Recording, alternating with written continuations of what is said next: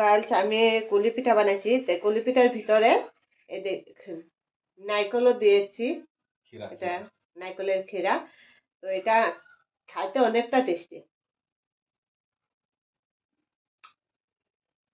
বহুত টেস্টি। তো কেমনে বানাতে লাগে এটা দেখো গাছ। এই দেখো আমি কড়াইতে তেল দিছি, তেল দিয়া পিঠাগুলা দিয়ে দিছি, পিঠাগুলো হয়ে গেছে। তো এটা কিভাবে বানাতে লাগে ওইটা আমি দেখাবো। এটা কিভাবে বানাতে লাগে এখন তোমরা এটা আমার হয়ে গেছে।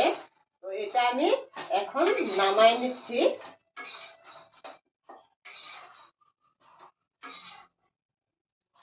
এই দেখো কি সুন্দর হয়েছে পিঠাগুলো, আমি নামাই নিচ্ছি। এটা এখন আমি এটা বোতলের ভিতরে রাখা থমু। আমি গরম গরম ওইটা অনেকদিন থাকবো, খারাপ হইব না। ওইটা আমি যখন চাটা বানাই তখন ছায়া লাগাই আমি খাইতে পারবো। এটা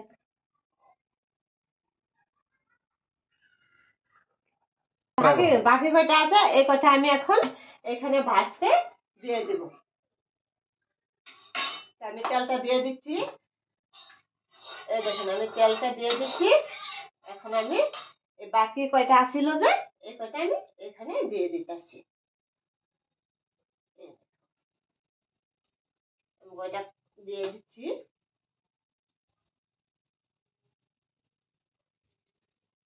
এই কয়টা হইতে হইতে আমি বাকি কয়টা আছে এই কয়টা আপনারা বানাই আমি দেখাবো কিভাবে বানাইতে লাগে। এই দেখো আমি কয়টা আছিল এই কয়টা দিয়ে দিচ্ছি।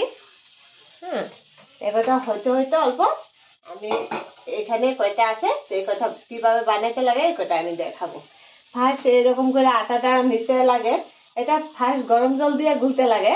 তো এটা এরকম করে, আমার তো আর মেশিন নাই, হাঁস নাই। হাঁস থাকলে হাঁস দিয়ে বানানো যায়, জলদি হয়। তো আমার হাঁস নাই, আমি এটা হাতেই বানাচ্ছি।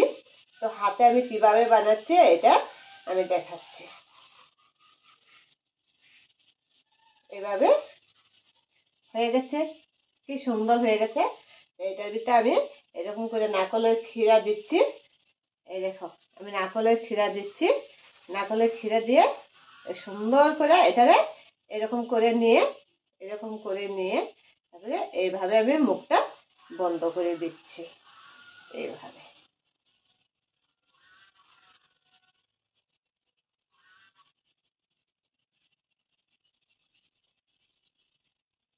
এভাবে বন্ধ করে দিচ্ছি। এই দেখো দেখো গার্লস আমি